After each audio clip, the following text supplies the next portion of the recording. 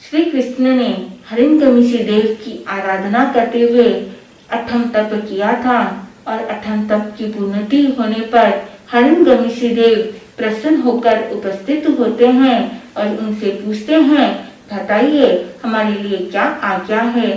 तब श्री कृष्ण वासुदेव वह हिरण्यकशिपु देव से प्रार्थना करते हैं। बंधुओं, यहाँ पर आपको देखने को मिलेगा कि श्री कृष्ण वासुदेव ने देव की आराधना की और अठम तप करते ही देव उपस्थित हो गया। और यहाँ तो अभी ऐसा है कि आप अपने पुत्र पुत्री या पति पति किसी को भी आवाज देते हैं तो 3-4 बार आवाज देते हैं तो भी नहीं सुनते हैं, तो भी उपस्थित नहीं होते हैं। और यहाँ 3 दिन में ही वह देव उपस्थित हो गया। आपके सामने अगर कोई देव उपस्थित हो जाए और पूछे क्या आज्ञा है, आपकी क्या मनोकामना है, तब तो आप बहुत प्रसन्न हो जाएंगे कि मेरी सारी मनोकामनाएं पूर्ण होगी। एक नहीं दो नहीं, इतनी लंबी चौड़ी लिस्ट निकल जाएगी कि मेरी ये इच्छा है, मेरी वो इच्छा है, मेरी ये सारी इच्छाएं पूर्ण कर दो। बंधुओं, लेकिन श्री कृष्ण वासुदेव ने ऐसा नहीं कहा कि मेरी ये इच्छा है, ये मनोकामना है, पूर्ण कर दो। वहाँ उस देव की जो उन्होंने आराधना की थी वो मात्र यह जानने के लिए कि पहले जैसे 6 सहोदर भाई का हरण हुआ था, वैसे जो आने वाला सहोदर भाई होगा वह सहोदर भाई का हरण तो नहीं होगा। क्या माता देवकी उनकी बाल क्रीड़ाओं को देख पाएगी? इसी के लिए जानकारी खाली प्राप्त करने के लिए वे हिरण्यकशिपु देव की आराधना करते हैं। और जब वे हिरण्यकशिपु देव को पूछते हैं तब वो हिरण्यकशिपु देव उन्हें कहते हैं, निश्चित ही तुम्हारी यह मनोकामना पूर्ण होगी, तुम्हारे जो सहोदर भाई है उसकी प्राप्ति होगी। लेकिन जब वे युवा अवस्था को प्राप्त करेंगे तब वो मुनि धर्म को स्वीकार करेंगे, दीक्षित होंगे। ऐसा कहकर वे चले जाते हैं। श्री कृष्ण को मन में प्रसन्नता हुई, तुरंत माता देवकी के पास में जाकर उन्हें यह बात बताते हैं कि मेरे सहोदर भाई होगा। उस समय वो दीक्षा की बात को छुपा देते हैं क्योंकि वे नहीं चाहते हैं कि रंग का भंग हो। जो अभी माता जो उदास थी और उसकी समाचार को सुनकर जब मन में प्रसन्नता भाव आई है, वो प्रसन्नता चिंता में न बदले, इसलिए दीक्षा की बात को बताते नहीं है। वे यही सोचते हैं जो होगा वो बाद में देखा जाएगा। समय बीतता है और देव की रानी गर्भ को धारण करती है। गर्भ के धारण के समय देव की रानी ने सिंह का स्वप्न देखा और गर्भ काल पूर्ण होने पर पुत्र को जन्म दिया। वह पुत्र बहुत ही हाथी की तरह, गज की तरह सुकुमार होने के कारण से उस पुत्र का नाम गज सुकुमार रखा गया। गज सुकुमार काल को 72 कलाओं में निपुण किया गया था। वे सर्व अध्ययन करते हैं और एक बार भगवान अरिष्टनेमि के पास में जब देशना सुनने के लिए जाते हैं तब उस समय वहां पर उनके मन में विरक्ति के भाव आ जाते हैं। सारे श्री कृष्ण आदि सभी पुनः लौटकर अंतपुर चले जाते हैं, लेकिन वो वहीं पर रहकर भगवान अरिष्टनेमि से अपने दिल की बात, अपने मन की बात कहते हैं कि मैं आपके समक्ष प्रवजित होना चाहता हूँ। तब प्रभु ने कहा, आहा स्वयं देवानुप्रिय, जैसे तुम्हें आरी आत्मा को सुख उपजे वैसा करियो, लेकिन धर्म कार्य में विलंब मत करो। बंधुओं, तीर्थंकर प्रभु उपदेश देते हैं लेकिन आदेश से नहीं कि तुम्हें यही करना है।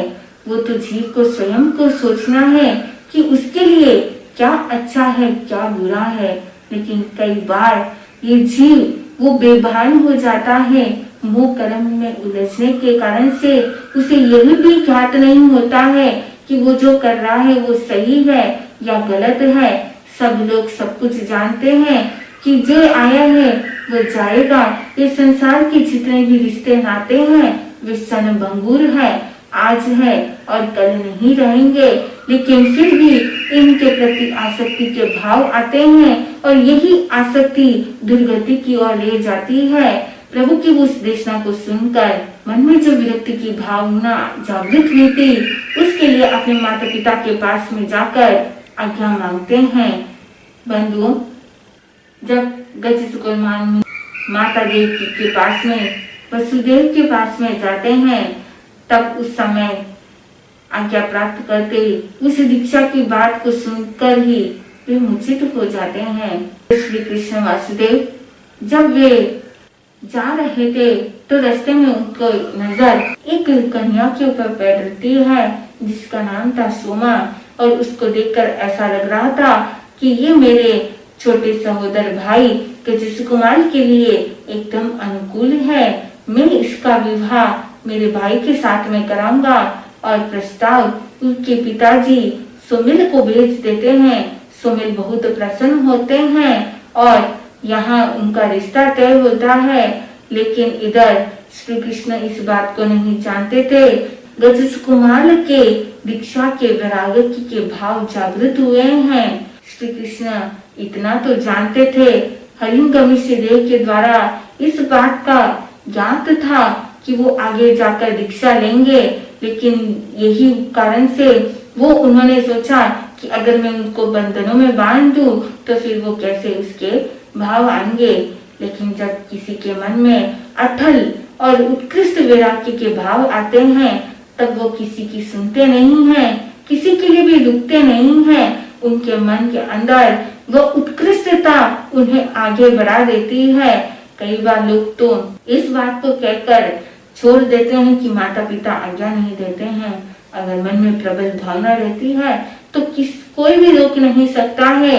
जैसे गजसुकुमार को रोकने का प्रयत्न किया जाता है, लेकिन हर तरफ से वो परिवार वाले निष्फल हो जाते हैं, उन्हें मना नहीं पाते हैं।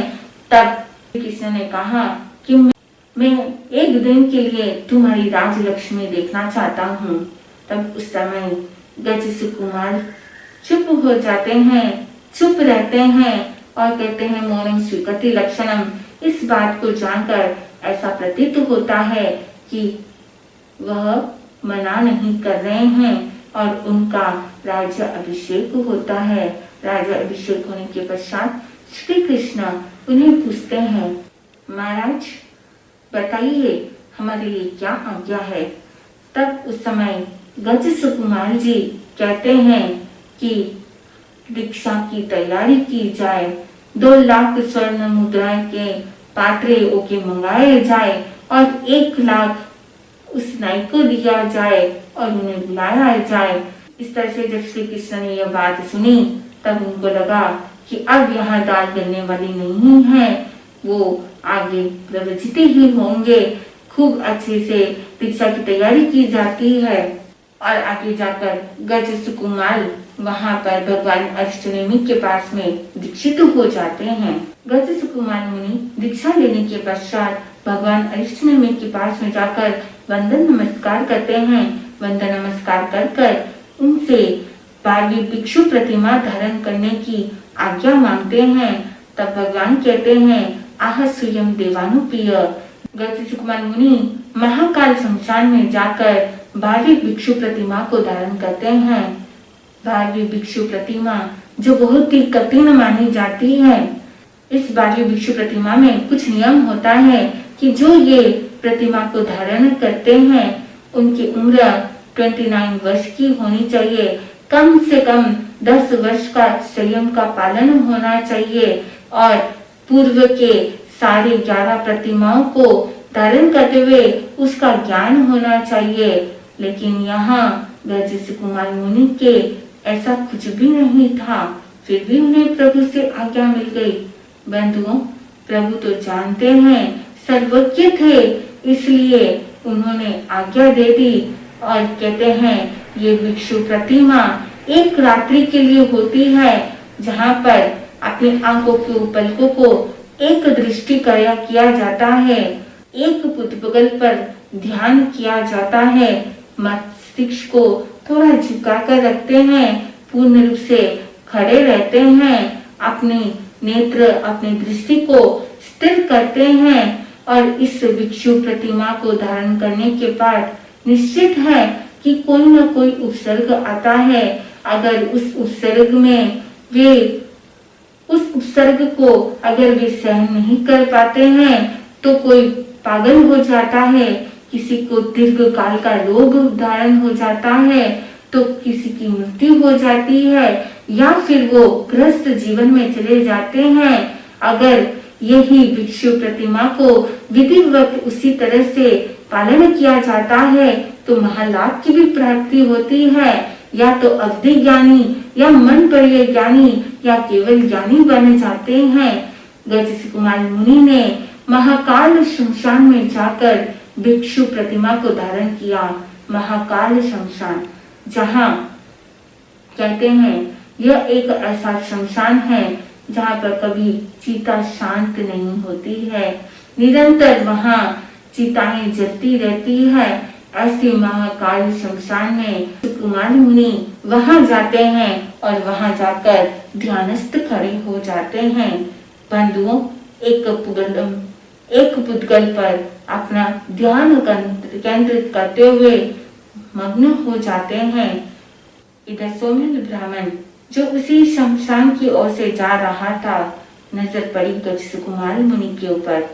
देखा, पता चला ये तो वही है जिसने मेरी पुत्री को ठुकराया था। और उस समय सोमेल ब्राह्मण के मन में क्रोध के भाव जागृत हो जाते हैं। वो क्रोध सिर्फ इसीलिए नहीं था कि उसकी पुत्री को गजसी कुमार ने ठुकराया था, लेकिन इसके पीछे भी पूर्व भव का कारण था। तो पूर्व भव के अंदर जहाँ पर गजसी कुमार मुनि के और सोमेल ब्राह्मण के पूर्व आपस में माँ बेटे का संबंध था। गजसी कुमार मुनि माता थी और सोमेल ब्राह्मण पुत्र था, जिस पुत्र के वह सिर के ऊपर जो फोड़े फुंसी हो गए थे, जिसके कारण से इतनी वेदनाएं हो रही थी, तब उस समय वेदराज जी को बताया जाता है और वेदराज जी ने एक मलम दिया, उसको लगाकर और कहा कि इसके ऊपर एक पतली सी रोटी थोड़ी देर रखकर उसके बाद में उस रोटी से उसको सेक करना। लेकिन वो माता जो थी, वो माता निधि माता थी।